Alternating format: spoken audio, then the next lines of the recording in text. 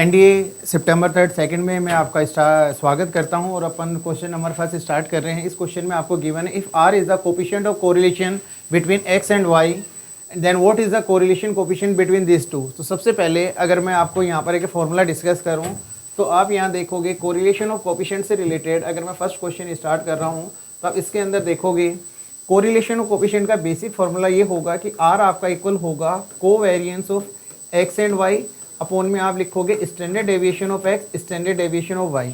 अब आपको इसकी प्रॉपर्टी पता होनी चाहिए कि कोवेरिएंस किस पे डिपेंड करेगा, इंडिपेंडेंट होगा या स्टैंडर्ड डेविएशन। तो मैं यहाँ पर आपको कोवेरिएंस की प्रॉपर्टी बताऊंगा। Covariance independent of change of scale पे डिपेंड करेगा कोवेरिएंस। तो यहाँ पर अगर आप यहाँ देखोगे, अगर मैं राइट डाउन करूँ covariance of A X plus minus B और C Y plus minus D, तो आप इसके इक्वल आप राइट डाउन करोगे, ये आपका इक्वल होगा a c covariance of x and y. यहाँ पर एक प्रॉपर्टी कोवेरिएंस की आपको मैंने यहाँ पर ये डिस्कस कर दिया। सेकंड प्रॉपर्टी आप यहाँ देखोगे स्टैंडर्ड डेविएशन की। स्टैंडर्ड डेविएशन जो होगा standard deviation of A X plus minus B. Standard deviation independent होगा आपका चेंज ऑफ ओरिजिन से और डिपेंड करेगा आपका स्केल के ऊपर। तो ये स्टैंडर्ड डेविएशन आप राइट डाउन कर सकते हो mode of A and standard deviation of x. ये आपके दो आपके बेसिक कंसेप्ट क्लियर होने चाहिए। इन दोनों को यूज़ करके मैं यहाँ पर ट्राई करूँगा। तो covariance of x and Y अगर यहाँ पर आप इन दोनों की वैल्यू पुट करोगे तो इन दोनों को मल्टीप्लाई करने पर आपको पता है ये चेंज ऑफ स्केल पे डिपेंड करेगा। तो जो न्यूमिनेटर में जो वैल्यू आएगी वो आपकी आएगी -9 covariance of x and Y, और डिनोमिनेटर में आप राइट डाउन करोगे यहाँ पर standard deviation of x and standard deviation of Y. दोनों डिपेंड करेंगे आपको पता है स्केल के ऊपर। तो ये डिनोमिनेटर में जो वैल्यू बनेगी वो आपकी बनेगी standard deviation of X standard deviation of Y. 9 से 9 कैंसिल आउट हो गया, -9 आएगा और ये वैल्यू आपको गिवन है, इसकी वैल्यू आपको गिवन है आर। तो आपका जो फाइनल आंसर होगा वो होगा आपका -r, यानी कि ऑप्शन ए। ये आपके क्लियर होगा। अब मैं नेक्स्ट क्वेश्चन पे चल रहा हूँ, क्वेश्चन नंबर सेकेंड। अब क्वेश्चन नंबर सेकेंड में आप देखोगे क्वेश्चन नंबर आपको सेकेंड गिवन है, a fair coin store 6 times, what is the probability of getting a result in the 6th toss which is different from the those obtained in the first 5 tosses? So we can write down, यहाँ पर दो case हम ले सकते हैं। First case है अगर मैं लूंगा, इसमें ये कह रखा है कि जो 6 टाइम आएगा जो फर्स्ट 5 से डिफरेंट होगा, तो आप राइट डाउन कर सकते हो कि पहले 5 के अंदर मान लो टेल आपके गिवन हो तो 6 वन आपका हेड आ सकता है। एक केस आपका ये बनेगा। सेकेंड आप ये भी लिख सकते हो कि फर्स्ट 5 में अगर आपका हेड आ रहा हो तो ये आपका नेक्स्ट वन क्या बनेगा, टेल बनेगा। अगर मैं इनकी प्रोबेबिलिटी आपको पता है कॉइन के अंदर प्रोबेबिलिटी कितनी होगी 1/2 होगी। तो फर्स्ट वन के अंदर अगर मैं लिखूंगा तो आपके 6 कॉइन है तो ये प्रोबेबिलिटी आपकी बनेगी 1/64। और सेकंड में भी अगर आप राइट डाउन करोगे तो ये वाली प्रोबेबिलिटी होगी, ये भी होगी 1/64। अगर आपको कंबाइंड प्रोबेबिलिटी निकालनी है तो आपको पता आप लिखोगे 2/64, तो ये बनेगा आपका 1/32। तो आपका सी आपका यहाँ पर राइट आंसर होगा। अब नेक्स्ट क्वेश्चन पे चलते हैं, question number third. Question number third में देखोगे, if h is the harmonic mean of 3 numbers, h is the harmonic mean of the 3 numbers in जो 3 नंबर गिवन है, then what is the value of, आपसे value पूछी गई है इस question के अंदर। जो वैल्यू आपको बतानी है तो इस क्वेश्चन के अंदर वैल्यू बतानी है 270/h। जो h है ये हार्मोनिक मीन को रिप्रेजेंट करेगा यहाँ पर।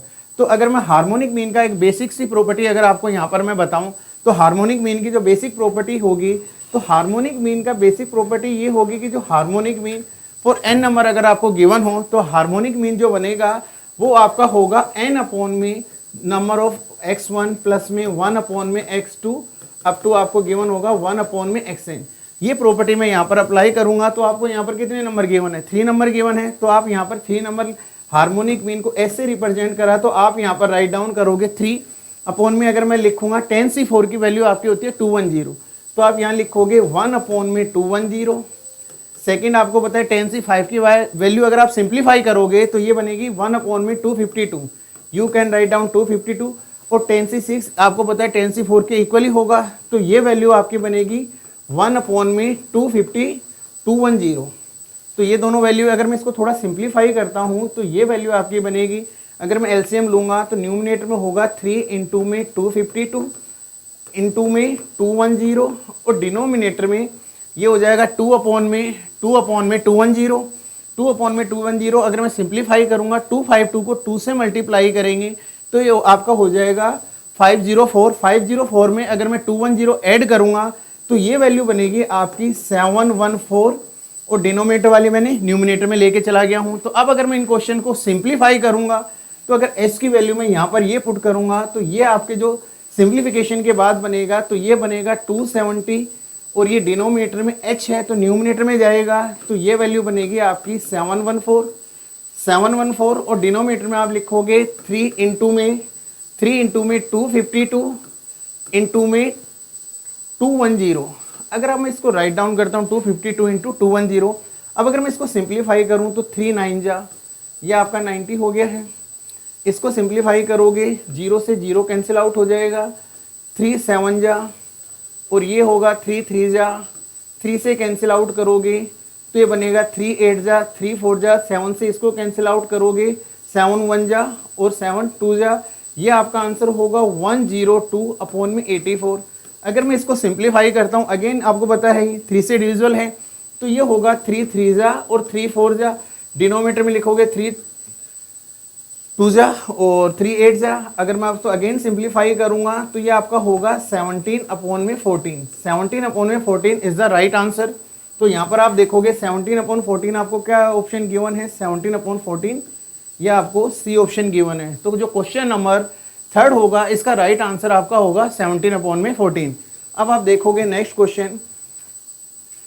इन ए क्लास, पेपर काफ़ी इजी था, इतना टिपिकल नहीं था, बस थोड़ा सा कंसेप्चुअल था। अगर आप थोड़ा सा इजी वे में करते तो सारे क्वेश्चन आपके अटेम्प्ट करने लायक क्वेश्चन थे। अब देखोगे क्वेश्चन नंबर 4। क्वेश्चन नंबर 4 के अंदर आपको गिवन है कि in a class there are n student including the students P and Q, what is the probability that P and Q sit together if seats are assigned randomly. ये कह रहा है P and Q are sit together. अगर मैं P और Q को seat together करूं, अगर मैं P एंड Q के लिए अगर 2 सीट असाइन कर लूं तो टोटल मेरे पे n स्टूडेंट थे। n में से अगर आपको पता है 2 स्टूडेंट अगर एक्सक्लूड हो गए तो रिमेनिंग कितने हो रह गए, n-2 स्टूडेंट्स। अगर अब मेरे को इनका अरेंजमेंट करना हो, अगर मैं इनका अरेंजमेंट करूंगा तो n-2 इंटू 1, इसको एक ही ऑब्जेक्ट की तरह आपको ट्रीट करना है। तो इसमें अगर 1 ऑब्जेक्ट ऐड करेंगे तो टोटल अपने पे कितने होंगे, n-1। तो न्यूमिनेटर के अंदर अगर मैं इनका अरेंजमेंट करूंगा तो ये आपका बनेगा n-1 फैक्टोरियल। और आप इस वाले को आपको पता है रीअरेंज किया जा सकता है, P और Q की सीट इंटरचेंज की जा सकती है। तो आप इसे लिखोगे 2 फैक्टोरियल और टोटल आपके पास कितने गिवन है, n। तो n का अरेंजमेंट करोगे तो n का अरेंजमेंट कितना होगा, n का अरेंजमेंट होगा आपका n फैक्टोरियल। अब आपको पता है n फैक्टोरियल को आप क्या राइट डाउन कर सकते हो, n फैक्टोरियल को मैं राइट डाउन कर सकता हूँ n-1 फैक्टोरियल। तो मैं यहाँ पर अगर लिखूँ n-1 फैक्टोरियल, n-1 फैक्टोरियल से कैंसिल आउट होगा और आपका जो फाइनल आंसर होगा वो होगा 2/n, यानी कि आपका B is the right answer. अब मैं नेक्स्ट क्वेश्चन पे चल रहा हूँ। नेक्स्ट क्वेश्चन आप देखोगे क्वेश्चन नंबर 5। ये भी बिल्कुल बाइनोमियल डिस्ट्रीब्यूशन का बिल्कुल सिंपल सा क्वेश्चन है। इसको अगर अपन ट्राई करें, थोड़ा सा बस कैलकुलेशन है इनके अंदर, कोई ज़्यादा इतना नहीं है। अगर आप सिंपल वे में अगर इनको पिक करोगे तो इजीली आप मतलब 80 के अराउंड क्वेश्चन अटेम्प्ट किए जा सकते थे। अभी क्वेश्चन देखोगे इन a binomial distribution. Binomial distribution में 2 पैरामीटर होंगे, आपको पता है n इन p। n आपको गिवन है। अगर मैं इसको राइट डाउन करूं, n की वैल्यू 6 है, तो अगर मैं इसको सिंप्लीफाई करूंगा तो आप पहले लिखूंगा 9, ये 9 लिख दिया। और अगर n की वैल्यू में 6 लूँगा, p को मैं p ही कंसिडर करूँगा। और आपको पता है p plus q in a binomial distribution p plus q किसके इक्वल होगा, 1 के। तो q को मैं क्या राइट डाउन कर सकता हूँ, q को मैं लिख सकता हूँ 1 - p। तो यही प्रॉपर्टी मैं यहाँ पर अप्लाई करूँगा। तो r की वैल्यू यहाँ पर कितनी गिवन है, r की वैल्यू यहाँ पर 4 गिवन है। तो मैं लिखूंगा 64, तो p की पावर 4। आपको पता है बाइनोमियल डिस्ट्रीब्यूशन का एक बेसिक सी प्रॉपर्टी होगी कि p प्लस q, इसकी पावर अगर आपको n गिवन है तो you can write down NCR p raise to power r और q raise to power n - r। अगर इसी प्रॉपर्टी को मैं यहाँ पर अप्लाई करूँगा तो 964 p रेज टू पावर 4 और q की जगह मैं राइट डाउन करूँगा 1 - p का स्क्वायर। अब नेक्स्ट आपको इक्वल टू में गिवन है, इक्वल टू में r की वैल्यू 2 गिवन है, तो मैं लिखूँगा 6c2, ये होगा आपका p का स्क्वायर और ये 1 - p की पावर आपकी हो जाएगी 4। 64 की वैल्यू आपको पता है 62 के इक्वल होगा, तो ये कैंसिल आउट हो जाएगा। नेक्स्ट p स्क्वायर से p raise to power 4 cancel out होके यहाँ पर p स्क्वायर रहेगा। इसको इससे कैंसिल आउट करोगे तो ये वैल्यू आपकी 1 माइनस पी स्क्वायर रहेगी। अब 9 को पी स्क्वायर से मल्टीप्लाई करोगे तो यहाँ पर बनेगा आपका 9p स्क्वायर। अब इस वैल्यू को 1 माइनस पी का होल स्क्वायर को अगर मैं ओपन करूंगा तो ये आपका बनेगा a square plus b square minus 2ab। अब ये आपकी क्वाड्रेटिक के अंदर कन्वर्ट हो चुकी है, तो आप इसको राइट डाउन करोगे पी स्क्वायर, इंटरचेंज कर लो, इसको उधर को चेंज करोगे तो ये बनेगा 8p स्क्वायर प्लस के अंदर आपका बनेगा 2p माइनस 1 इक्वल टू 0। अब ये क्वाड्रेटिक के अंदर कन्वर्ट हो चुकी है, तो इसके आप फैक्टर करोगे तो एक बेसिक सी ट्रिक है, अगर मैं मल्टीप्लाई करूंगा तो इसके फैक्टर जो बनेंगे तो इसके फैक्टर बनेंगे p की वैल्यू माइनस 4/8 और ये बनेगा आपका 2/8। नेगेटिव p की वैल्यू हो नहीं सकती है प्रोबेबिलिटी, तो आपका जो फाइनल आंसर बनेगा वो बनेगा 1/4। तो क्वेश्चन नंबर 5 का जो आंसर है आपका वो आपका है 1/4। अब नेक्स्ट क्वेश्चन देखोगे, क्वेश्चन नंबर 6। क्वेश्चन नंबर अगर मैं 6 को ले आऊँ, अब इसके अंदर 5 क्वेश्चन कंसीडर करे हों एक साथ, तो आपको इसके जो बेसिक सी चीज़ें हैं वो आपको ध्यान देनी है। इसके अंदर गिवन है कि जो 3 बॉयज़ हैं, इसके अंदर 3 बॉयज़ एंड 3 गर्ल्स गिवन है। इसमें गिवन है 3 boys PQR and 3 girls STU are to be arrange in a row for a group photograph. एक रो के अंदर अरेंज करें जिसके अंदर ग्रुप फोटोग्राफ। तो इसके 5 क्वेश्चन इसी के अंदर कंबाइंड है, तो 1 बाय 1 अपन एक एक क्वेश्चन को देखेंगे। तो फर्स्ट वन है, what is the probability that all 3 boys sit together. Basic C property आपको पता है, अगर आप PNC पढ़ रहे हो, अगर सिट टुगेदर है तो अकॉर्डिंग टू क्वेश्चंस जो भी बॉयज हैं उनको सिट टुगेदर में यानी कि PQR इसको सभी को एक साथ कंबाइंड लोगे, इनको एक साथ सिटिंग अरेंजमेंट, इसको एक ही सिंगल बॉय की तरह ट्रीट करना है आपको कि एक ही ऑब्जेक्ट है। तो ये रहा STU। अगर टोटल ऑब्जेक्ट की बात करूं तो 1 2 3 4 कितने स्टूडेंट हो गए, 4 स्टूडेंट। 4 स्टूडेंट को अरेंज करेंगे तो अपना बनेगा 4 स्टूडेंट का 4 फैक्टोरियल। अब मैं इन जो 3 स्टूडेंट्स थे इनको भी रीअरेंज किया जा सकता है PQR को, तो इनको मैं अगर रीअरेंज करूंगा तो ये आपका होगा 3 फैक्टोरियल। अब टोटल नंबर ऑफ स्टूडेंट्स अपने पे कितने थे, 6, तो प्रोबेबिलिटी होगी फेवरेबल अपॉन में टोटल केसेस। तो जो टोटल केसेस अपने बनेंगे वो आपके बनेंगे 6 फैक्टोरियल। अब मैं इसको सिंप्लीफाई करता हूँ, मैं 6 फैक्टोरियल को लिख सकता हूँ 6 इंटू 5 इंटू में 4 फैक्टोरियल। 4 फैक्टोरियल से 4 फैक्टोरियल कैंसिल आउट होगा। 3 फैक्टोरियल की वैल्यू आपको पता है ये 6 होगी। इस 6 से 6 कैंसिल आउट होके अपना जो फाइनल आंसर बनेगा वो बनेगा 1/5। तो अपना क्वेश्चन नंबर 6 का जो राइट आंसर है वो आपका है 1/5। तो आप ये देखोगे अभी तक बिल्कुल जितने भी क्वेश्चन थे बिल्कुल सिंपल से थे, बस आपका कंसेप्ट बिल्कुल क्लियर होने चाहिए थे। तो अब मैं नेक्स्ट क्वेश्चन नंबर 7 पे चल रहा हूँ। क्वेश्चन नंबर 7 देखोगे, what is the probability that boys and girls sit alternatively. Alternative का या तो बॉय गर्ल गर्ल बॉय इस तरीके से, यानी कि एक बॉय होगा फिर गर्ल फिर बॉय फिर गर्ल फिर बॉय एंड गर्ल, या फिर सेकंड केस ये बनेगा गर्ल बॉय, यानी कि इस टाइप से 2 केसेस बनेंगे। अगर मैं इन केसेस को आपको क्लियर करवाना चाहूँ तो ये केस इस टाइप से बनेंगे। आप देखोगे या तो सीटिंग अरेंजमेंट किसके अल्टरनेटिव बोला हुआ है, तो अल्टरनेटिव मीन्स क्या बनेगा, boy girl boy and girl, ये केस बन सकता है। या सेकंड केस क्या बनेगा, गर्ल होगा गर्ल बॉय गर्ल और बॉय। आपको पता है 2 केसेस होंगे। तो अगर मैं फर्स्ट केसेस को लूँ, अगर मैं गर्ल्स पहले बॉयज़ को रीअरेंज करूँ तो 3 बॉयज़ हैं उनका क्या होगा 3 फैक्टोरियल।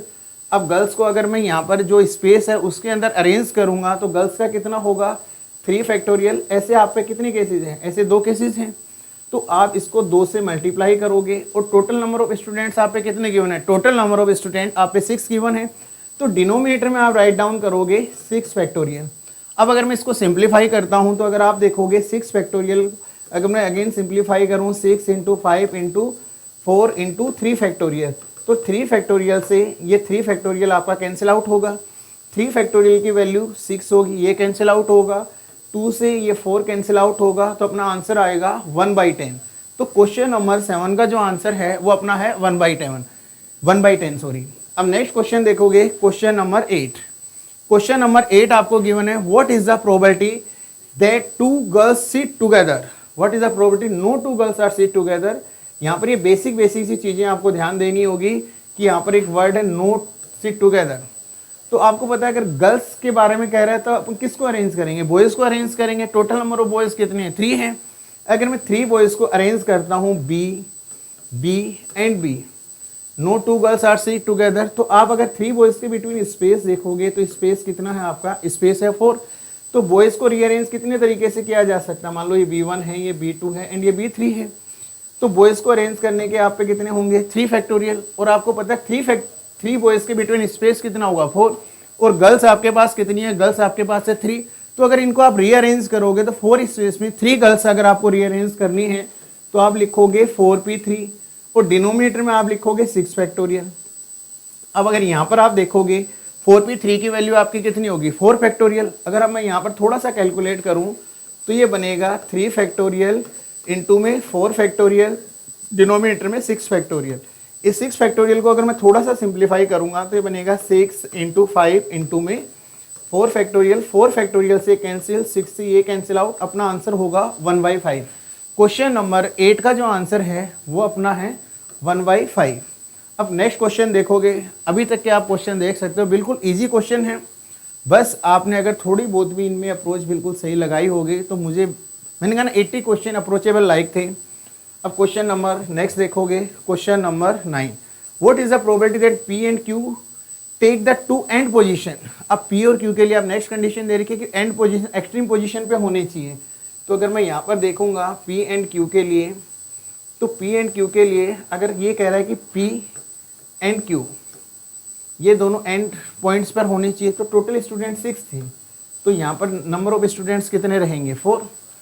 अब आपको पता है इनको रीअरेंज भी किया जा सकता है, पी और क्यू की अगर मैं पोजीशन चेंज कर दूंगा तो ये क्या बनेगा क्यू एंड पी। तो इसके लिए आप देखोगे इनको रीअरेंज कितने तरीके से किया जा सकता है 4 फैक्टोरियल, और पी और क्यू की अगर अपन इंटरचेंज करेंगे इनकी पोजीशन तो ये कितना बनेगा 2 फैक्टोरियल, और टोटल नंबर ऑफ स्टूडेंट्स आप पे कितने हैं 6 फैक्टोरियल। प्रोबेबिलिटी का बेसिक्स है कि जो फेवरेबल केसेस हों और डिनोमिनेटर में टोटल केसेस आपको लेने होंगे।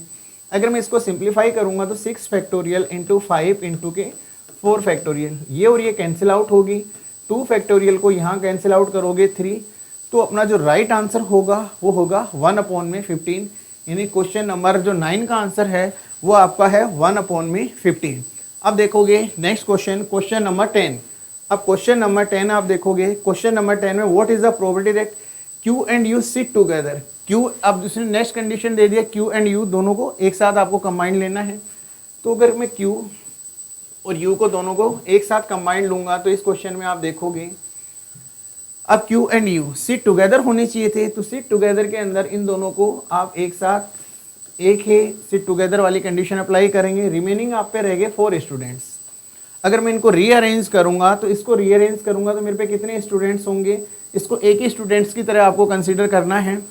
तो ये होगा 4 and 1 कितना होगा 5 फैक्टोरियल।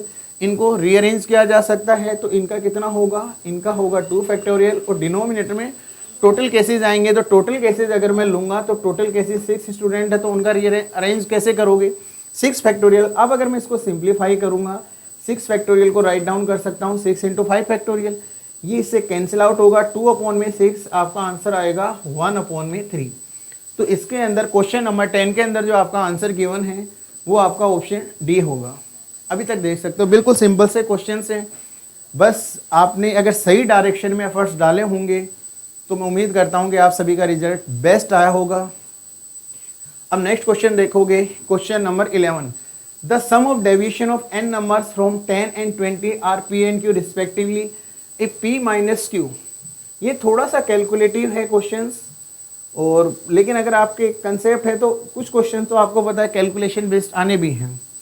अगर आप ये कह रहे हैं कि सम ऑफ डेविएशन, अगर आप सम ऑफ डेविएशन की बात कर रहा है कि मान लो इसके अंदर xi है, इसका डेविएशन किससे कर रहा है, ये 10 से डेविएशन कर रहा है। अगर मैं 10 से डेविएशन करूं और यहाँ पर अगर मैं लिखूं i इक्वल टू 1 से n, ये 10 से डेविएशन कर रहा है। 10 से डेविएशन पे इसकी वैल्यू कितनी हो रही है p हो रही है। सिमिलर सेकंड कंडीशन जो आपको गिवन है, सेकंड कंडीशन आपको गिवन है, सेकंड कंडीशन में आपको गिवन है कि इसका अगर 20 से डेविएशन करोगे, अगर इसका 20 से डेविएशन करोगे किसके इक्वल होगा, आपका q के इक्वल होगा। इस वाले को अगर मैं सिंप्लीफाई करता हूँ फर्स्ट इक्वेशन को, अगर मैं फर्स्ट इक्वेशन को सिंप्लीफाई करता हूँ तो फर्स्ट इक्वेशन बनेगी p प्लस में 10n, और ये आपका इक्वल होगा summation of xi i equal to 1 to n। Similar second equation को भी अगर मैं सिंप्लीफाई करूंगा तो सेकंड इक्वेशन सिंप्लीफाई करने पर आपकी जो सेकंड इक्वेशन की जो होगी वो बनेगी q प्लस में 20n और ये भी आपका इक्वल होगा summation of i equal to 1 to n और ये होगा xi। अब ये आप देखोगे कि राइट हैंड साइड दोनों की इक्वल है तो आप इनको कंपेयर किया जा सकता है। अगर मैं फर्स्ट इक्वेशन से सेकंड इक्वेशन को सब्सट्रैक्ट करूंगा तो अगर मैं इसको इससे सब्सट्रैक्ट करूंगा तो मेरी इक्वेशन बनेगी p minus Q minus 10n equal to 0। इससे अगर ये इक्वेशन में सब्सट्रैक्ट करता हूँ तो अपना आंसर क्या बनेगा, इसके अंदर p माइनस क्यू 10n। अगर यहाँ पर थोड़ा सा आपको क्लियर नहीं दिखाई दे रहा है तो आप देखोगे इसमें सेकंड वाले के अंदर अगर मैं देखूँ तो इसको अगर मैं ब्लैक पेन यूज़ करूँ तो आप देखोगे फर्स्ट से अगर सेकंड को सब्सट्रैक्ट करूँगा तो मैं यहाँ राइट डाउन कर रहा हूँ तो ये आपका बनेगा फर्स्ट से सेकंड को अगर मैं लिखूँगा तो अब आप यहाँ देखोगे तो ये आपकी इक्वेशन बनेगी 10n minus p minus Q. अगर p माइनस क्यू वाला कंसेप्ट यहाँ अप्लाई करूँगा तो आप यहाँ पर देखोगे इस क्वेश्चन के अंदर अगर मैं सिंप्लीफाई करके अगर आपको दिखाऊँ, थोड़ा सा स्पेस कम है इसलिए थोड़ा सा इशू आ रहा है इसके अंदर। अब देखो अगर मैं इस पर सिंप्लीफाई करूँ तो ये बनेगा p minus Q equal to में 10n। अगर फर्स्ट इक्वेशन को सेकंड इक्वेशन से अगर मैं सब्सट्रैक्ट करूँगा तो आपका बनेगा p minus Q equal to 10n। अब इस क्वेश्चन में p माइनस क्यू की वैल्यू यहाँ पर अगर मैं 10n पुट करूँगा तो ये अपना क्या बनेगा, ये आपका बनेगा 100n स्क्वायर इक्वल टू में ये आपका होगा 10,000। अब आप इसको एलिमिनेट करोगे तो n की वैल्यू आपकी कितनी आएगी, आपकी n की वैल्यू आएगी 10। तो आपका जो राइट आंसर होगा वो आपका ऑप्शन ए होगा। अब नेक्स्ट क्वेश्चन पे देखोगे, मैं दोबारा इसको एक्सप्लेन कर देता हूँ। ये डेविएशन करा है 10 से तो इसकी वैल्यू p के इक्वल होगी। हम इसको थोड़ा सा सिंप्लीफाई करेंगे तो ये p प्लस में 10n equal to summation of xi आएगा। सेकंड के अंदर अगर आप देखोगे तो सेकंड के अंदर भी बिल्कुल सिंप्लीफाई वही इक्वेशन वही कंसेप्ट अप्लाई करा हुआ है कि 20 से करने पर ये q होगा। अब अगर इसको मैं सिंप्लीफाई करूँगा तो q प्लस 20n ये xi। अब देखोगे राइट हैंड साइड दोनों की सेम वैल्यू है। फर्स्ट इक्वेशन से सेकंड इक्वेशन को अगर मैं सब्सट्रैक्ट करता हूँ तो आपका बनेगा p minus Q equal to 10n और p माइनस क्यू यहाँ पर एक इक्वेशन गिवन है आपको। अगर यहाँ देखोगे तो यहाँ पर मैंने p माइनस क्यू की जगह 10n पुट कर दिया है तो 10n पुट करने पर आपका n इक्वल टू 10 आएगा। अब नेक्स्ट देखोगे question number 12। Question number 12 same उसी कंसेप्ट पे है, डेविएशन से रिलेटेड है। तो अब इस क्वेश्चन में देखोगे नेक्स्ट ये देखो, ये कह रहा है कि आपको मीन गिवन है 20 in the mean of 10 observation है, इसमें 10 ऑब्जर्वेशन गिवन है और इसमें एक रिलेशन गिवन है। अगर मैं इसको सिंप्लीफाई करता हूँ तो आप यहाँ पर देखो ये आपको गिवन है समीशन i इक्वल टू 1 से लेके, इसको मैं थोड़ा सिंप्लीफाई कर रहा हूँ। अगर मैं इसको सिंप्लीफाई करूँ तो 3/5 कॉन्स्टेंट वैल्यू है तो आप यहाँ पर इसको कॉन्स्टेंट को बाहर राइट डाउन कर सकते हो। यहाँ पर लिखोगे 10 और ये आपका होगा xi।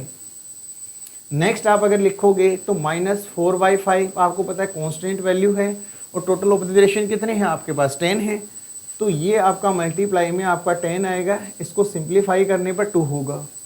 अब आपको तो 1 to 10 यानी कि 10 का समेशन पूछा है। आपको पता है अगर मीन का मैं कंसेप्ट लगाऊं तो आपको पता है मीन क्या होता है, मीन होता है सम ऑफ ऑब्जर्वेशन अपॉन में नंबर ऑफ ऑब्जर्वेशन।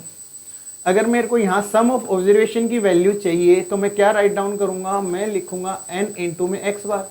n की वैल्यू कितनी है 10 और आपको यहाँ पर मीन कितना गिवन है 20। तो इन दोनों को मल्टीप्लाई करने पर इसकी जो ओवरऑल वैल्यू आएगी वो आपकी आएगी 200। 200 को अगर मैं 5 से डिडक्ट करूँगा तो ये बनेगा 40। 40 को 3 से मल्टीप्लाई करने पर यह आपका होगा 120।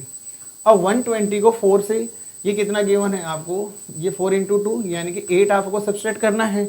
120 माइनस 8 आपका किसके इक्वल होगा, ये आपका होगा 112 के इक्वल। यानी कि क्वेश्चन नंबर 12 का जो राइट आंसर होगा वो ऑप्शन सी होगा। अब नेक्स्ट देखोगे, नेक्स्ट क्वेश्चन देखोगे question number 13। If the mean and sum. अब इस क्वेश्चन को देखोगे, ये स्टैटिक्स से रिलेटेड क्वेश्चन। आपके स्टैटिक्स के question compare to last year कम आए हैं लेकिन क्वेश्चन जो भी आए हैं वो सारे इजी आए हैं। आपके प्रोबेबिलिटी का थोड़ा सा वेटेज स्टैटिक्स के कंपेयर में ज़्यादा गिवन था। if the mean and the sum of square of 10 observation are 40 and 6 this respectively, then what is the standard deviation। अब स्टैंडर्ड डेविएशन का बेसिक सा फॉर्मूला आपको अप्लाई करना है। आप यहाँ पर देखोगे जो स्टैंडर्ड डेविएशन होता है, स्टैंडर्ड डेविएशन किसके इक्वल होगा, स्टैंडर्ड डेविएशन होगा summation of x square upon में एन माइनस मीन का होल स्क्वायर। अब यहाँ पर गिवन है आपको, इसके अंदर देखो मीन कितना गिवन है, मीन 40 गिवन है, और ये सम ऑफ स्क्वायर ये वैल्यू किसकी गिवन है, ये आपको गिवन है समेशन ऑफ एक्स स्क्वायर की। टोटल नंबर ऑफ ऑब्जर्वेशन अगर आप यहाँ देखोगे तो ये आपकी एन की वैल्यू गिवन है। अब ये सारी वैल्यू यहाँ पर पुट करनी है। अगर मैं पुट करता हूँ 16160, डिनोमिनेटर में मैं 10 राइट डाउन करूँगा, और आपको मीन का स्क्वायर करना, मीन आपको यहाँ पर 40 गिवन है। अगर मैं 40 का स्क्वायर करूँगा तो 40 का स्क्वायर कितना आएगा 1600। इसको सिंप्लीफाई करेंगे, ये स्क्वायर रूट के अंदर है, 1616 में से 1600 सब्सट्रैक्ट करेंगे तो ये जो आपका आंसर आएगा ये आएगा रूट में 16, और इसकी वैल्यू किसके इक्वल होगी 4 के। तो क्वेश्चन नंबर 13 का जो राइट आंसर है वो आपका ऑप्शन डी है। अब नेक्स्ट देखोगे क्वेश्चन नंबर 14। अब जिन भी बच्चों ने बिल्कुल तरीके से मेहनत की है तो वो देख रहे होंगे कि सारे क्वेश्चंस एज इट इज़ अपन ने डिस्कस भी करे हुए हैं इन्हीं कंसेप्ट से बेसिस। तो ये चीज़ आपको थोड़ा सा माइंड में रखनी है कि एग्ज़ाम के अंदर कंसेप्ट वही होंगे, बस थोड़ा सा इनकी लैंग्वेज डिफरेंट हो सकती है। अब देखोगे next question, 3 dice are thrown. अब देखो इस टाइप के क्वेश्चन में आपको थोड़े से केसेस बनाने होंगे। इसके अंदर देखोगे इस क्वेश्चन में आपको गिवन है 3 dice are thrown, what is the probability getting sum which is perfect square. यहाँ पर आपको इसको नोटिस करना है, परफेक्ट स्क्वायर। परफेक्ट स्क्वायर यानी कि 3 डाइज के अंदर जो मिनिमम सम होगा वो तो होगा 3, और जो मैक्सिमम सम होगा आपका 18। अब आपको पता है 3 to 18 आपको परफेक्ट स्क्वायर वाली वैल्यू कंसीडर करनी है। तो फर्स्ट अगर मैं देखूंगा तो परफेक्ट स्क्वायर 4 होगा, सेकंड 9 होगा, और थर्ड आपका 16 होगा। अब आपको इनके केसेस बनाने हैं। जैसे 4 कब हो सकता है, 4 के लिए आप लिखोगे 112, ये आपका 4 का एक सिंगल केसेस होगा। इसको रीअरेंज किया जा सकता है 121, 211। ये अपन अभी थोड़े से जितने केसेस बनेंगे वो 1 by 1 PNC के अकॉर्डिंग, रीअरेंजमेंट के अकॉर्डिंग कर लेंगे। अब 9 के अगर मैं केसेस ले तो पहला बनेगा 126, सेकंड अगर मैं देखूंगा तो 135, नेक्स्ट अगर मैं ले इसके अंदर तो मैं ले सकता हूँ 225, नेक्स्ट अगर मैं केसेस ले लूँ तो इसमें बनेगा 144, नेक्स्ट केसेस इसके अंदर बन सकता है 144 हो गया। तो नेक्स्ट केसेस अगर मैं लिखूँगा तो 3 एक केसेस बन जाएगा, एक केसेस के अंदर 225 हो गया, एक केसेस के अंदर 234 हो जाएगा, 2, 3 and 4। ये आपके टोटल 9 वाले केसेस बन गए। 16 का आपका जो केसेस बनेंगे वो बनेंगे 5 and 6, एक आपका बन सकता है 6 and 4। अब अगर आपको इनको रीअरेंज करना हो अकॉर्डिंग टू रीअरेंजमेंट का जो कंसेप्ट है पीएनसी के अंदर, वो अगर मैं अप्लाई करवाता हूँ तो इनका कितनी तरीके से कर सकते हो, 3 टाइम्स से। इसका ऑल आर डिफरेंट, 3 फैक्टोरियल उसकी वैल्यू 6 होगी। इसको आप क्या लिखोगे, ये भी 6 होगा।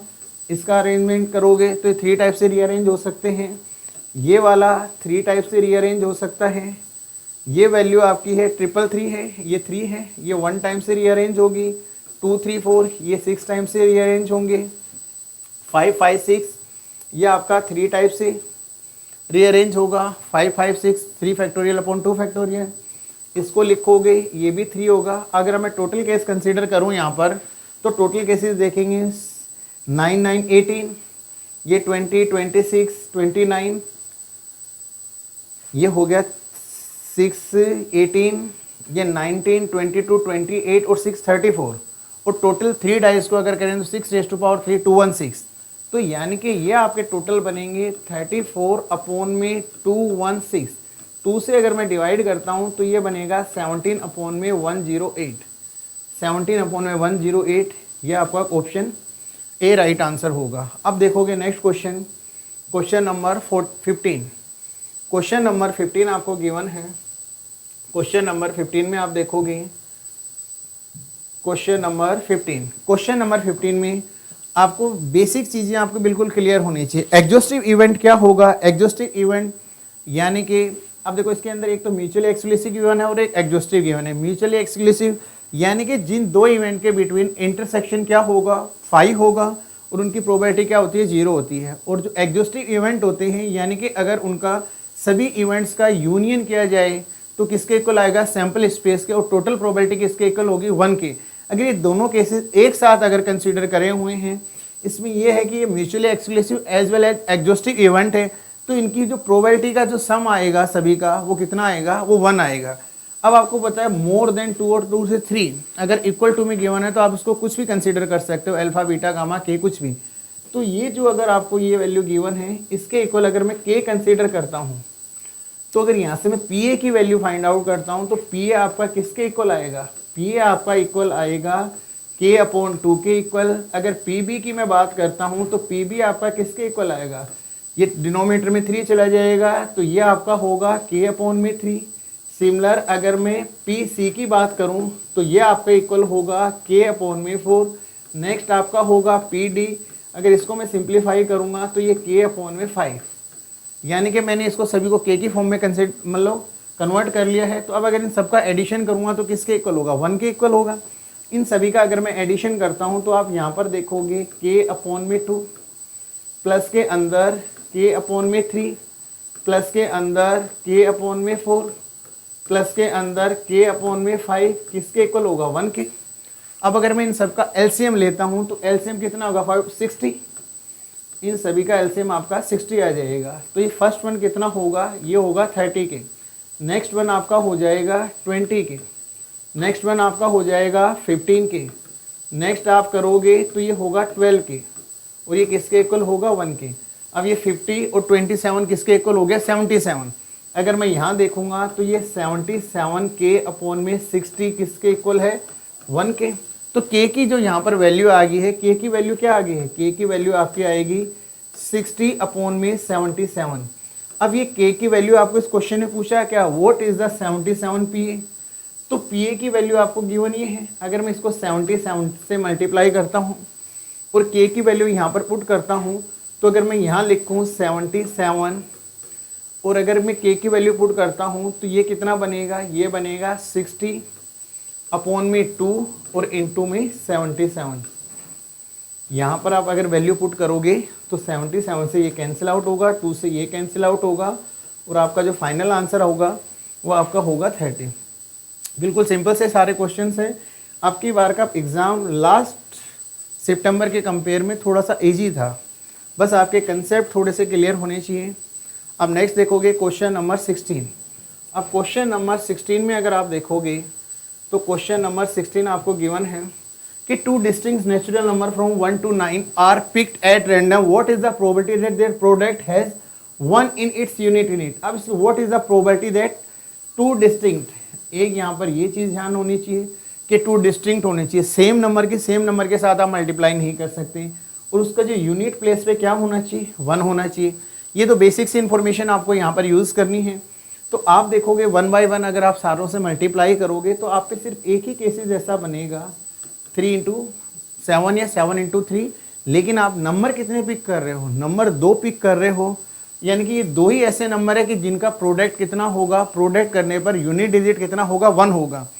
तो आप यहाँ पर टोटल 1 to 9, अगर आपको पता 1 to 9 में से 2 में से कितने पिक कर रहे हो, सिर्फ यही एक केसेस ऐसा बनेगा जिनका प्रोडक्ट क्या होगा, प्रोडक्ट क्या होगा, यूनिट डिजिट पर 1 होगा। तो 2C2 और डिनोमिनेटर में आप कितने में से पिक कर रहे हो, 9C2 फेवरेबल अपॉन में टोटल। तो अगर आप इसे लिखोगे तो न्यूमिनेटर में कितना होगा, 1 और इसे करोगे 9 into यानी कि 36, 1 अपॉन में 36। क्वेश्चन नंबर 16 का आंसर जो होगा वो आपका होगा 1 अपॉन में 36, यानी कि option D is the right answer. अब नेक्स्ट देखोगे क्वेश्चन नंबर 17। क्वेश्चन नंबर 17 के अंदर आपको गिवन है क्वेश्चन नंबर 17। अब क्वेश्चन नंबर 17 आपको गिवन है कि 2 dice are thrown, what is the probability difference of number on them is 2 और 3। कि 2 डाइस को थ्रोन कर पे जो उनके बिटवीन डिफरेंस आ रहा है वो आइदर 2 हो सकता है और 3 हो सकता है। तो इसके लिए भी आपको केसेस बनाने होंगे।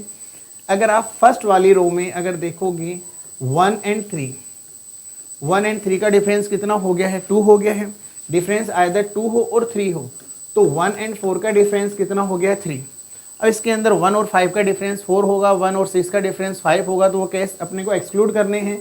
नेक्स्ट अगर आप देखोगे 2 एंड 4, सेकंड वाली रो में देखोगे टोटल 36 केसेस बनने हैं, तो 1 बाय 1 आप first second third fourth fifth six continue अपन रो में देखेंगे। 2 एंड 4 का डिफरेंस कितना होगा 2 होगा। नेक्स्ट आप देखोगे 2 एंड 5 का डिफरेंस कितना होगा 3 होगा, यानी कि इसके अंदर भी 2 केसेस बन रहे हैं। नेक्स्ट अगर थर्ड वाली रो में देखोगे 3 एंड 1 का डिफरेंस कितना हो गया है 2 हो गया है।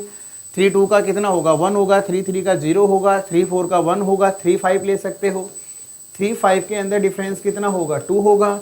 नेक्स्ट केसेस आप एक यहाँ पर 3 और 6 भी ले सकते हो, इसका डिफरेंस कितना आ गया 3 है। अब नेक्स्ट रो में जाओगे तो 4 और 1 का डिफरेंस कितना हो गया है 3 हो गया है। 4 एंड 2 का केस ले सकते हो, इसका डिफरेंस कितना हो गया है 2 हो गया है। 4 3 का 1 होगा, 4 4 का 0, 4 5 का 1 होगा, 4 और 6 ले सकते हो। 4 और 6 का कितना डिफरेंस होगा 2 होगा, तो फोर्थ रो में ये होगा। नेक्स्ट में जाओगे तो आपका होगा 5 एंड 2, एक हो जाएगा आपका, इनका डिफरेंस 3 आ रहा है। 5 एंड 3 ये केसेस बनेंगे, 5 6 नहीं होगा।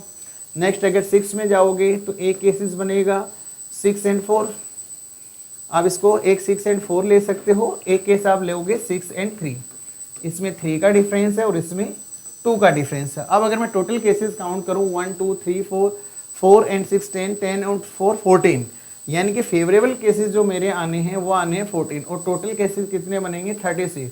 कैंसिल आउट करूंगा तो मेरा जो राइट आंसर होगा वो ऑप्शन बी होगा, B is the right answer. अब नेक्स्ट क्वेश्चन पे देखते हैं, क्वेश्चन नंबर 18। अब question number 18, what is the mean of the number. ये स्टैटिक्स का है, बिल्कुल इजी सा क्वेश्चन है। फर्स्ट प्रॉपर्टी आपको पता है, इस टाइप के क्वेश्चन यानी कि अगर मैं डिस्क्रीट सीरीज की बात करूं इसी से रिलेटेड गिवन है। इसके अंदर अगर आप इसको कंसीडर करो क्वेश्चन नंबर 18, क्वेश्चन नंबर 18 में आपको गिवन है, क्वेश्चन नंबर 18 में अगर हम देखते हैं तो इसमें है what is the mean of the number 1 2 3 to 10 with frequency C0 C1 C2 up to C9। अगर आप इस क्वेश्चन में देखोगे, अगर मैं फर्स्ट x कंसीडर करूं 1 2 3 अप टू कितना गिवन है, अप टू 10 गिवन है, और इनकी जो रिस्पेक्टिवली फ्रीक्वेंसी गिवन है वो कितनी गिवन है C0 C1 C2 up to आपकी C9 गिवन है। अब आपको पता है इसका बेसिक सा कंसेप्ट है कि फ्रीक्वेंसी को मल्टीप्लाई करोगे समेशन ऑफ fx। अगर आपको पता है डिस्क्रीट हो तो आप लिखोगे समेशन ऑफ fx अपॉन में समेशन ऑफ f। ये आपका मीन का बिल्कुल सिंपल सा फॉर्मूला है, ये आपको अप्लाई करना है। अब समेशन ऑफ इसको इससे मल्टीप्लाई करोगे C0, इसको इससे मल्टीप्लाई करोगे 2C1, नेक्स्ट आप अप्लाई करोगे ये बनेगा 3C2 और अप टू ये आपका होगा 10C9। अब जो स्टूडेंट्स हैं इसका सम इजीली कर सकते हैं, C0 C1 C2 up to C9, यानी कि इस वाले की जो वैल्यू होगी यहाँ पर n की वैल्यू देखोगे तो C0 C1 2 up to C9, यानी कि इसका जो सम है वो तो आप इजीली बता सकते हो 2⁹9। अब इस वाले कंसेप्ट के लिए आपको एक बेसिक सी चीज़ पता होनी चाहिए कि अगर मैं बाइनोमियल का कंसेप्ट यहाँ पर यूज़ करता हूँ 1 प्लस एक्स की पावर अगर n गिवन है तो इसका एक्सपेंशन क्या होगा, इसका एक्सपेंशन होता है NC0 प्लस में NC1x प्लस में NC2x square and so on, ऐसे चलेगा। अगर आप इसको राइट डाउन करो NC(n)x⁴n। अब यहाँ पर देखोगे इस क्वेश्चन में अगर यहाँ पर कोफिशिएंट 1 है तो मल्टीपल में आपको कितना गिवन है 2 है। तो इस वाले क्वेश्चन का अगर मैं डेरिवेटिव कर दूँ, अगर मैं यहाँ पर इसका डेरिवेटिव करता हूँ तो आप इस क्वेश्चन को देखोगे कि फर्स्ट वन क्या बनेगा 1 है तो 1 होगा, 2 के साथ 1 गिवन है तो सबसे पहले आप इसका डेरिवेटिव करने से पहले इसको x से मल्टीप्लाई करोगे। अगर मैं बोथ साइड x से मल्टीप्लाई कर देता हूँ अगर तो ये बनेगा x, ये होगा x², ये x³ और ये x⁴n+1, ये आपको अगर x से मल्टीप्लाई करो। अब अगर मैं इसका डेरिवेटिव करता हूँ तो ये फर्स्ट अगर u एंड v का कंसेप्ट अप्लाई करूँगा, अगर मैं इसका डेरिवेटिव करता हूँ तो first function as it is, second का डेरिवेटिव करोगे तो इसका बनेगा 1 प्लस x⁻n−1 और n ये मल्टीप्लाई में होगा। इधर आप राइट डाउन करोगे, अब सेकंड फंक्शन आप as it is right down कर सकते हो और फर्स्ट का डेरिवेटिव कितना हो जाएगा, x का डेरिवेटिव हो जाएगा 1। अब इसके अंदर अगर आप डेरिवेटिव करोगे तो NC0 की वैल्यू कितनी आ जाएगी, इसकी वैल्यू आपकी आएगी, इस वाले की वैल्यू बनेगी आपकी NC0, सेकेंड वाले की आपकी वैल्यू बनेगी 2NC1x। सिमिलर ये कंटिन्यू चलेगा। x की जगह 1 पुट करोगे, अगर आपको इस क्वेश्चन में x की जगह अगर आप 1 पुट करते हो तो ये वैल्यू x की जगह 1 पुट करोगे तो ये बनेगा n 2 raise to power n-1 और प्लस में 2 रेज टू पावर n। ये सिंपल सा है, यानी कि इसका समीशन ये आपका हो गया है। अब यही कंसेप्ट यहाँ पर n की जगह क्या पुट करना है, n की जगह आपको यहाँ पर 9 पुट करना है। n की जगह 9 पुट करोगे तो ये वैल्यू बनेगी 9 into 2 raise to power 8 plus में 2 रेज टू पावर 9। ये आपका फाइनल समीशन हो गया है 9 into 2 raise to power 8 plus में 2 रेज टू पावर 9। अगर इस क्वेश्चन को आप अगर देखोगे, अब ये वैल्यू अगर मैं यहाँ पुट करता हूँ तो यू कैन राइट डाउन, अगर 2 रेज टू पावर 8 इसके अंदर अगर मैं कॉमन लेता हूँ तो ये बनेगा 2 रेज टू पावर 8 और ये आपका होगा 9 प्लस में 2 और डिनोमिनेटर में आप राइट डाउन करोगे 2 रेज टू पावर 9। इससे कैंसिल आउट करोगे, न्यूमिनेटर में 11 डिनोमिनेटर में 2, 11/2 यानी कि आपका राइट आंसर बनेगा 5.5, यानी कि सी इज द राइट आंसर। अब नेक्स्ट क्वेश्चन देखोगे, थोड़ा सा कैलकुलेटिव है तो मैं एक बार दोबारा इसको एक्सप्लेन कर दूं। x गिवन है आपको, f गिवन है, इन दोनों को मल्टीप्लाई करी, आपके इसके सम में से थोड़ा सा इश्यू होता तो मैंने इसमें ये कहा है कि 1 प्लस एक्स की पावर n को x से मल्टीप्लाई करते इसका जो एक्सपेंशन आता उसका डेरिवेटिव करोगे और फाइनल में n की जगह आपको 9 पुट करना था, तो इसका जो समेशन बना है वो ये बना है। ठीक है, तो नंबर ऑफ ऑब्जर्वेशन इसके अंदर ये रहेगा, समेशन ये होगा और इन दोनों को मल्टीप्लाई करके आपका ये वाली वैल्यू यहाँ पर पुट करनी है और इसका समेशन मैंने 2 रेज़ टू पावर 9 कर दिया। इसका फाइनल सिंप्लीफाई करने पर आपका जो आंसर बन रहा है वो आपका बन रहा है 5.5। नेक्स्ट देखोगे क्वेश्चन नंबर 19। क्वेश्चन नंबर 19 में आप देखोगे, question number 19, the probability that a person recover from A disease is 0.8। उसकी रिकवर करने की प्रोबेबिलिटी 0.8 गिवन है, तो यहाँ पर आप ले सकते हो कि प्रोबेबिलिटी कितनी होगी, 0.8। बाइनोमियल डिस्ट्रीब्यूशन वाला ही कंसेप्ट अगर अप्लाई करते हैं तो Q की वैल्यू आपकी कितनी आ जाएगी, 0.2। What is the probability that exactly 2% out of 5 will recover, तो n की वैल्यू यहाँ पर आपको 5 कंसीडर करनी है और r की वैल्यू यहाँ पर आपको 2 कंसीडर करनी है। तो बस आपको पता है p plus q raise to power n, इसको सिंप्लीफाई करोगे तो ये होगा NCR p raise to power r और q raise to power n minus r। यही कंसेप्ट आपको यहाँ पर अप्लाई करना है, तो n की जगह आप पुट करोगे 5c2, इसे लिखोगे p की पावर 0.8, इसका स्क्वायर करोगे और ये 0.2 इसका आपका क्यूब करना है। ये बाई 5c2 की वैल्यू 10 होगी, 0.8 का स्क्वायर करोगे तो 0.64 मल्टीप्लाई बाय कितना होगा 10, इसका क्यूब करोगे तो ये बनेगा 0.008। अब अगर मैं इसको सिंप्लीफाई करूँगा तो ये पॉइंट यहाँ पर होगा 6.4, इसको इससे मल्टीप्लाई करेंगे तो 8 से 32 और ये होगा 48, 512, यानी कि ये होगा 512। अब 512 अगर आप 0 देखोगे तो इसके अंदर जो अपना आंसर बनेगा वो 19 में बनेगा, ऑप्शन डी। तो क्वेश्चन नंबर 19 का जो आंसर है वो आपका D is the right answer. बस छोटी सी कैलकुलेशन करनी थी आपको यहाँ पर। अब देखोगे next question, question 20। Suppose question number 20 देखोगे, suppose that there is a chance for a newly constructed building to collapse whether the design is faulty or not. The chance that the design is faulty is 10%. The chance that the building collapse is 95% if design is faulty. Otherwise it is 45%. If it is seen that the building has collapsed, then what is the probability that it is due to faulty design?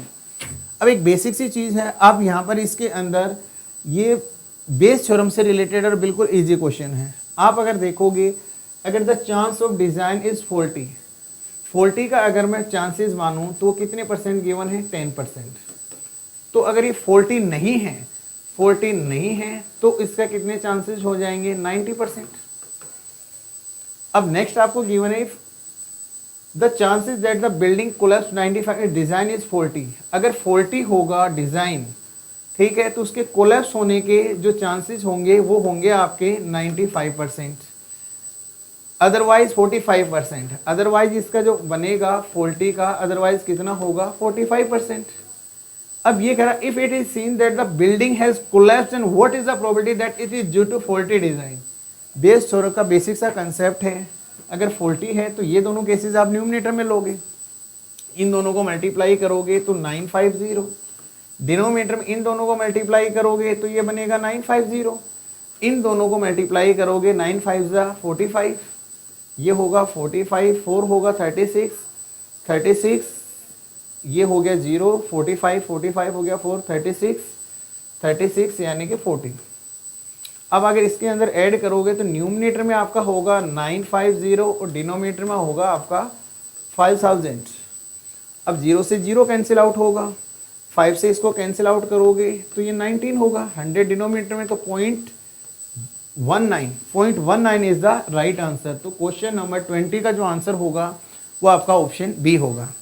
अब next question देखेंगे, question number 21।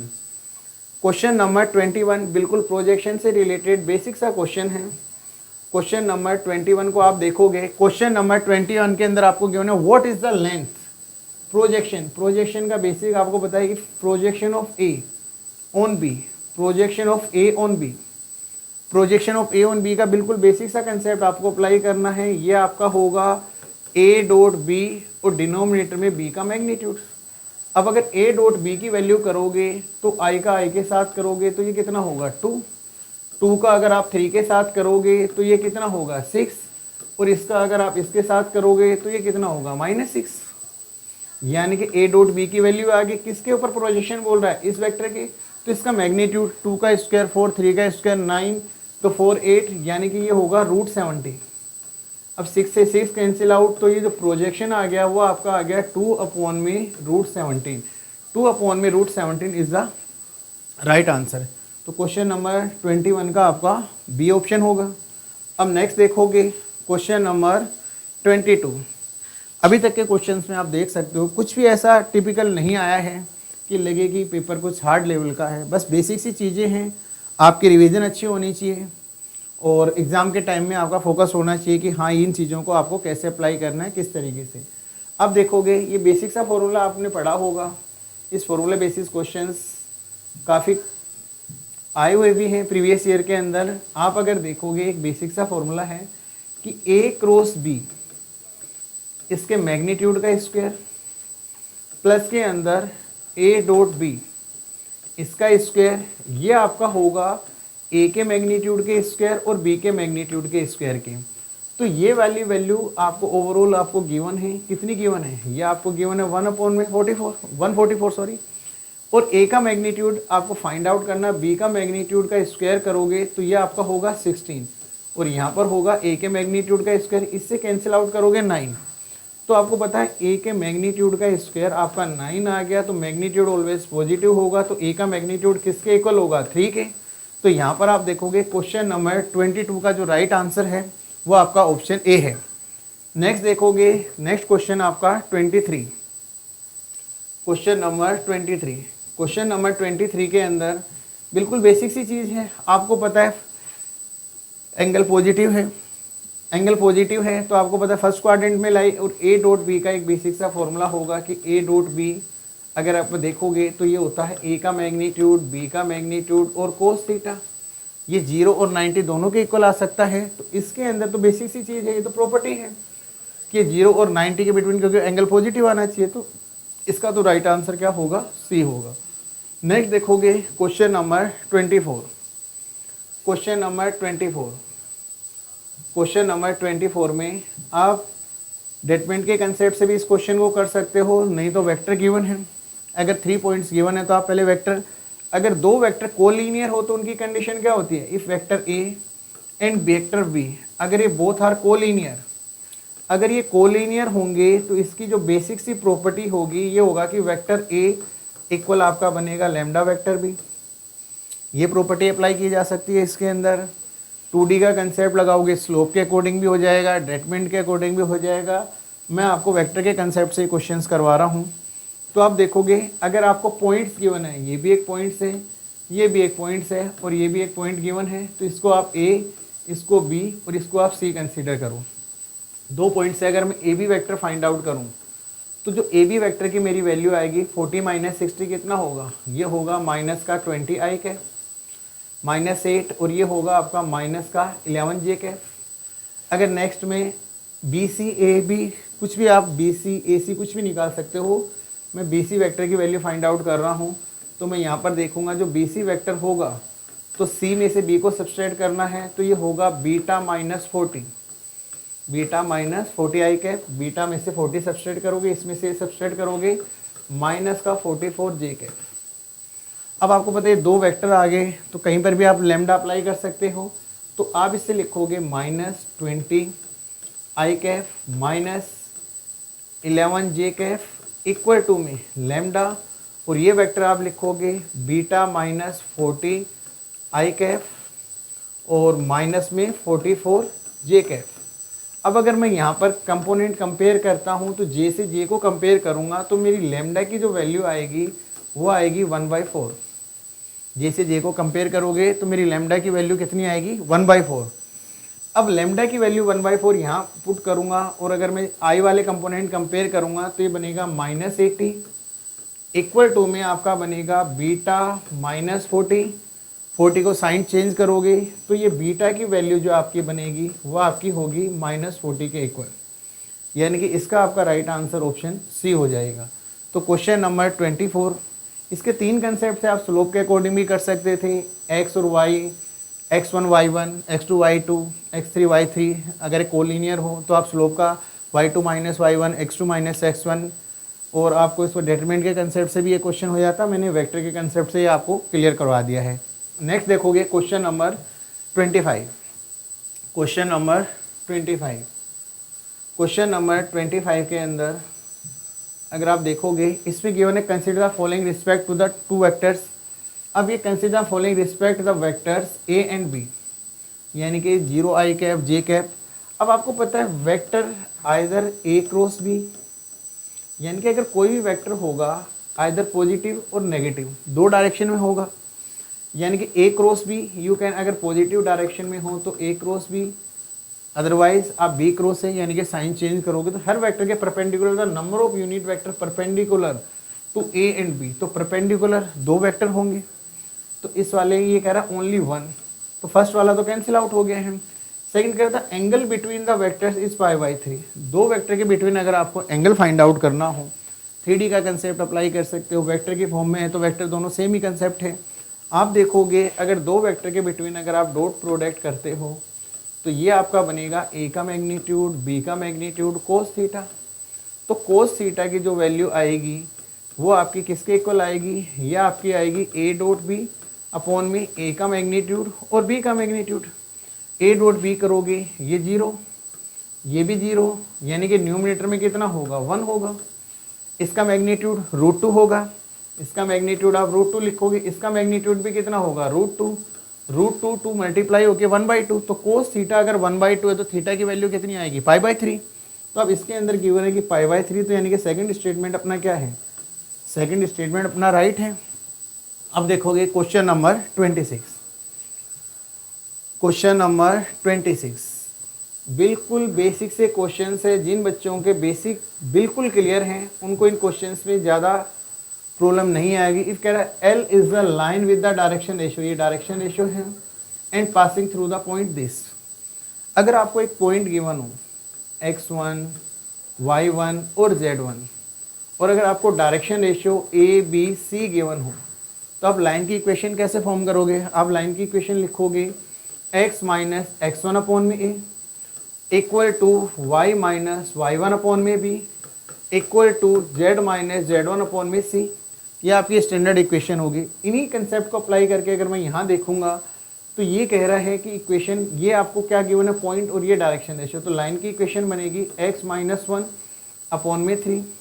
Second आप right down करोगे y plus में 1 upon में -2। Next आप right down करोगे z minus 1 upon में 6। ये आपकी लाइन की इक्वेशन होगी है। Then what is the coordinate of the point L. इस लाइन के ऊपर कोऑर्डिनेट पूछ रहा है, ऑन द लाइन, यानी कि इसको सेटिस्फाई करेंगे। Second, and the distance from this point is 2। अब अगर आप 1 बाय 1 ऑप्शन देखोगे, अगर मैं 1 बाय 1 ऑप्शन पुट करता हूँ, तो अगर मैं ऑप्शन पुट करूँ 13/7, 13/7 -1 तो कितना होगा, 13 - 7 6, 6/7, यानी कि ये वैल्यू होगी 2/7। नेक्स्ट देखोगे ये माइनस का 11/7, -11 करोगे प्लस में 7 तो -11 + 7, तो ये आपकी वैल्यू हो जाएगी माइनस का 4/7, माइनस से कैंसिल आउट, ये भी वैल्यू आपके आगे है 2/7। यहाँ पर पुट करोगे 19/7, 19 - 7 कितना होगा 12, 6 से कैंसिल आउट, ये भी आपका 2/7। अब ये देखोगे इनसे डिस्टेंस फाइंड आउट करोगे तो इसका राइट आंसर आपका ऑप्शन डी सेटिस्फाई कर जाएगा। बेसिक सी कैलकुलेशन करनी है, पॉइंट पुट करने हैं, ये पॉइंट भी इसको सेटिस्फाई होगा, इन दोनों के बिटवीन डिस्टेंस कितना आएगा, वो आपका 2 यूनिट्स आएगा। तो इसका राइट आंसर क्वेश्चन नंबर 26 का जो राइट आंसर होगा वो आपका डी ऑप्शन होगा। नेक्स्ट देखोगे question number 27, which one of the following planes is parallel to the line. अब देखो बेसिक सी चीज़ें हैं, अगर दो लाइन एक दूसरे के पैरेलल होती है तो उनकी जो कंडीशंस होती है वो होती है A1/A2 equal to B1/B2 equal to C1/C2। अगर दो प्लेन और लाइन में दोनों में सेम कंसेप्ट होगा, लेकिन एक लाइन और एक प्लेन अगर पैरेलल होगा तो परपेंडिकुलर की कंडीशन अप्लाई होगी, और परपेंडिकुलर होगा तो पैरेलल की कंडीशन अप्लाई होगी। यहाँ पर इस क्वेश्चन के अंदर अगर आपको गिवन है तो एक आपको क्या पूछा, प्लेन की इक्वेशन। इस क्वेश्चन में अगर आप देखोगे तो इस क्वेश्चन के अंदर अगर आप देखोगे तो इसके अंदर आपको गिवन है कि प्लेन पैरेलल है किसके, इस लाइन के। इस लाइन के डायरेक्शन रेशियो आपको क्या दिख रहे हैं 2 3 4 5, और आपको पता है प्लेन की स्टैंडर्ड इक्वेशन होती है ax प्लस के अंदर by प्लस के अंदर cz plus minus d equal to 0, यानी कि जो x y z के कोफिशिएंट होंगे वही आपके डायरेक्शन रेशियो होंगे। अगर प्लेन पैरेलल है तो डायरेक्शन रेशियो का यानी कि A1A2 plus B1B2 plus C1C2 इनका प्रोडक्ट का सम किसके इक्वल होगा 0 के। अब 1 बाय 1 ऑप्शन पे जाओगे तो आप इसमें देखो 1 × 3 कितना होगा 3, -2 × 4 कितना होगा -8, और 1 + 5 कितना हो जाएगा 5।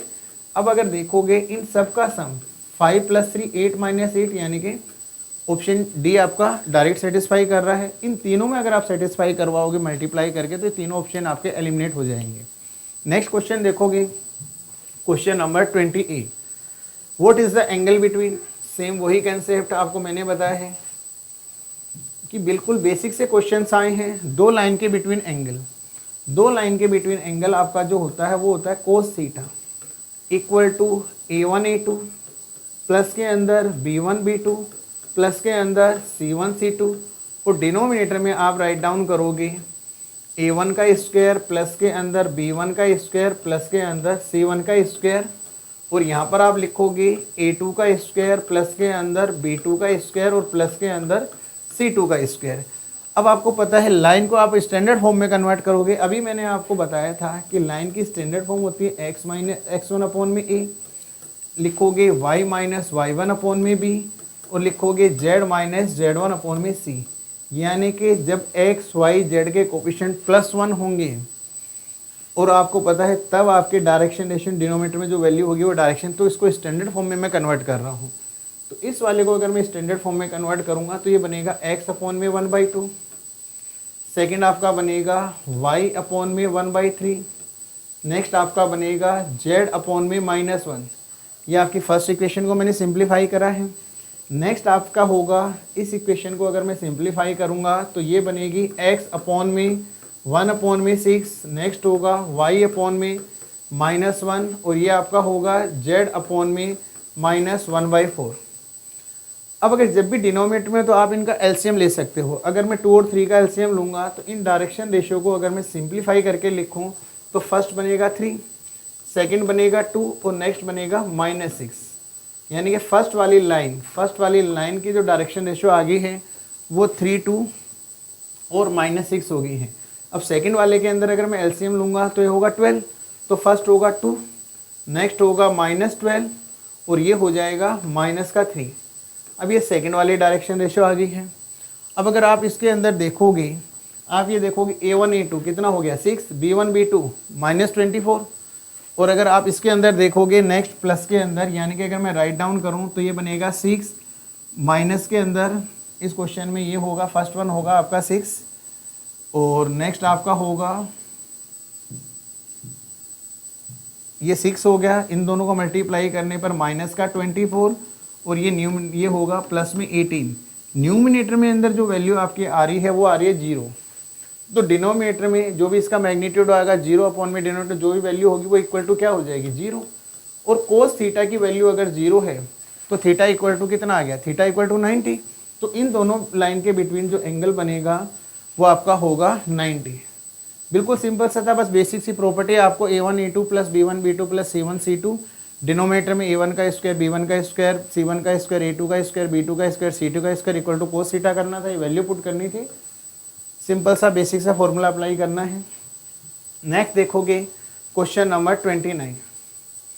क्वेश्चन नंबर 29 में आपको गिवन है क्वेश्चन नंबर 29। क्वेश्चन नंबर 29 में देखो what is the equation of the sphere concentric. इस मीनिंग पता होना चाहिए, कंसेंट्रिक मीन्स का जिसका सेंटर क्या होगा, सेम होगा जो भी आपको गिवन स्फीयर होगा उसके।